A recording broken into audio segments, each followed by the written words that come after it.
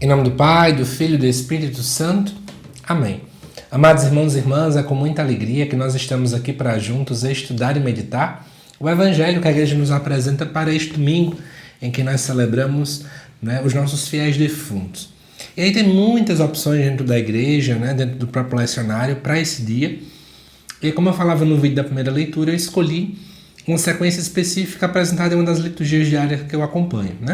E o Evangelho proposto seria exatamente Lucas 7, versículos de 11 a 17. Pode ser que na sua paróquia seja outro lido, então é importante você estar em contato aí com o seu pároco, e também com a equipe de liturgia, tá bom? E aí vamos ver juntos esse evangelho. Ele diz assim: naquele tempo, Jesus dirigiu-se a uma cidade chamada Naim. Com ele iam seus discípulos e uma grande multidão.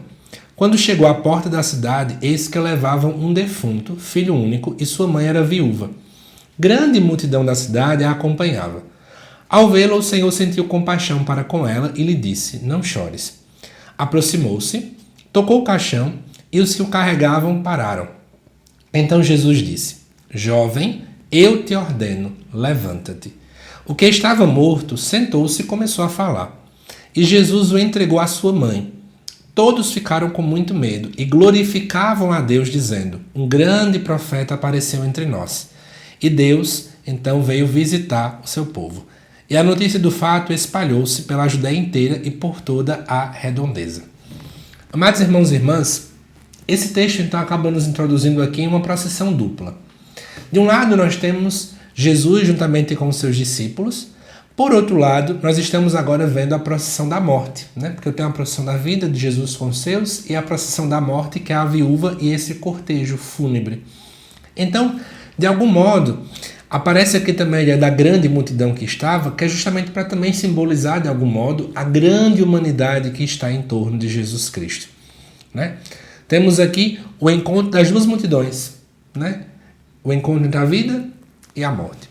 Diz o texto que quando se chega então à porta da cidade, que era um espaço de transição, um local limite, fronteira entre aquilo que estava dentro e fora.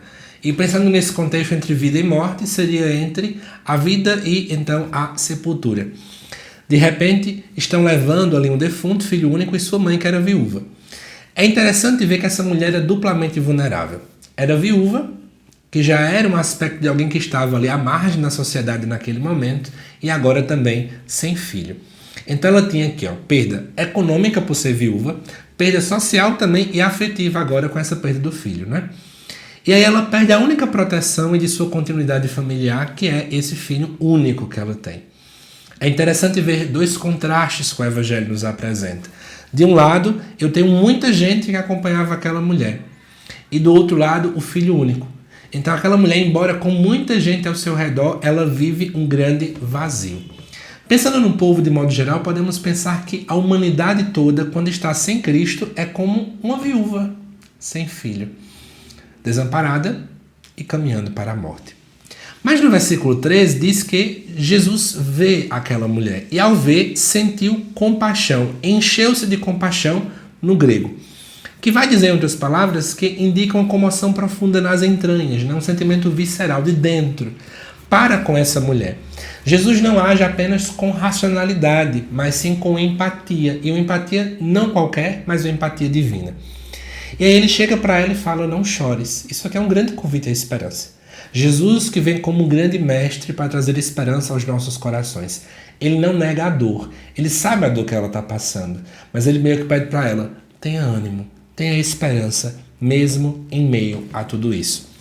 E aí, de repente, no versículo 14, Jesus então toca o caixão, o que, de acordo com o livro de Números, no capítulo 19, mais especificamente, tocar o caixão era impureza. Jesus então agora acaba transcendendo a impureza.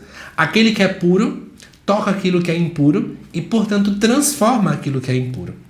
E esse toque também acaba sendo um gesto sacramental, porque Jesus comunica, então, vida para aquele jovem que até então estava morto.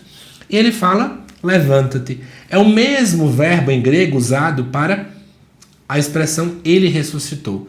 Ou seja, já estamos vendo aqui uma prefiguração da Páscoa. Jesus fala com a autoridade divina. Ele não pede para que o jovem levante, mas ele ordena. E aí, no versículo 15 diz: aquele que estava morto sentou-se e começou a falar e Jesus o entregou então à mãe. O fato dele sentar-se e começar a falar mostra que Jesus trouxe vida plena, restaurada para aquele jovem. E aí esse gesto de tocar a mãe mostra essa ideia de que o milagre ele acaba também trazendo essa reconciliação familiar e então também social, né? E aí diz que todos ficaram então cheios de muito medo, né? E glorificaram a Deus dizendo: um grande profeta apareceu entre nós. Esse medo é muito característico lá do Antigo Testamento, porque geralmente quando existia a presença de Deus as pessoas ficavam cheias de muito temor. O fato de chamar Jesus de grande profeta reconhece então a autoridade que está ali, né? Então, essa ideia de que as pessoas enxergam o milagre como uma visita do próprio Deus. E aí, de fato, essa notícia então acaba se espalhando, né, para todo mundo. E aí, à luz disso que eu expliquei para vocês, espero que tenha ficado bem claro, algumas coisas a gente pode começar a se perguntar, né? Primeiro, que perdas da minha vida eu ainda carrego em procissão sem esperança?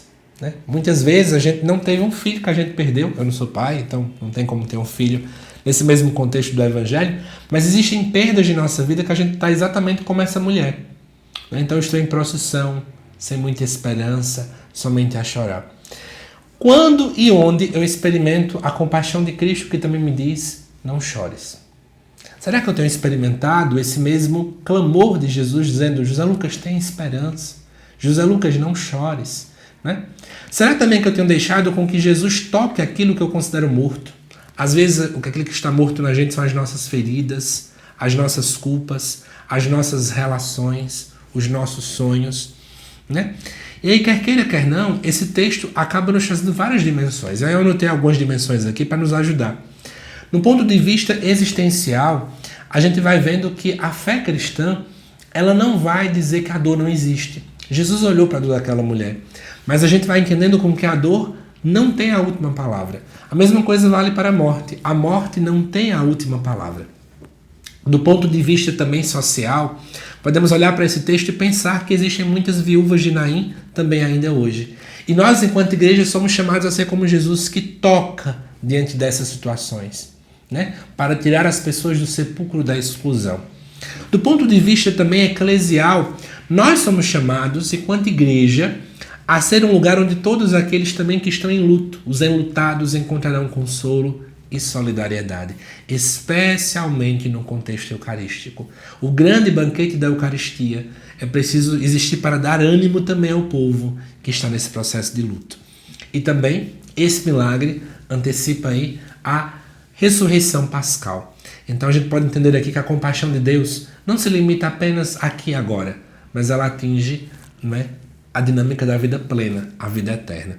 Então, amados irmãos e irmãs, que esse texto então possa nos ajudar a olhar para a morte, para a dor com o outro olhar, especialmente à luz disso que nós celebramos nesse domingo. Que Deus te abençoe, amado irmão, amada irmã, te aguardo nos próximos vídeos aqui do canal. Até mais.